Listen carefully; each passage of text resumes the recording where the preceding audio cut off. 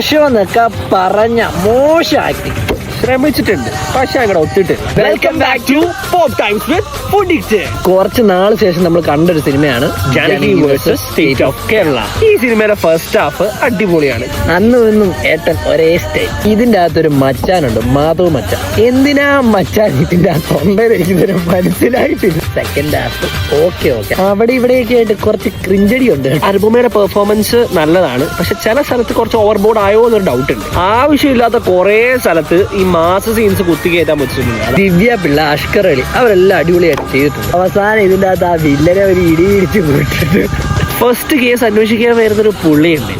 എന്റെ പൊന്നളിയെ പുള്ളിക്ക് മേലാന്ന് പറഞ്ഞാൽ മേല. സീരിയലിനകത്തൊക്കെ കണ്ടോണ്ടിരുന്ന മച്ചാനെ പുള്ളിയൊക്കെ എന്തിനാണോ ഇതിന്റെ അകത്ത് കൊണ്ടിട്ട്. കോർട്ട് റൂം ഡ്രാമയാണോ എന്ന് ചോദിച്ചാൽ ഒട്ടും അല്ലാന്ന് പറയാൻ പറ്റുള്ളൂ. നമുക്ക് സിനിമ വർക്കൗട്ട് ആയോ എന്ന് ചോദിച്ചാൽ ബിലോ ആവറേജ്, അത്രയേ ഉള്ളൂ.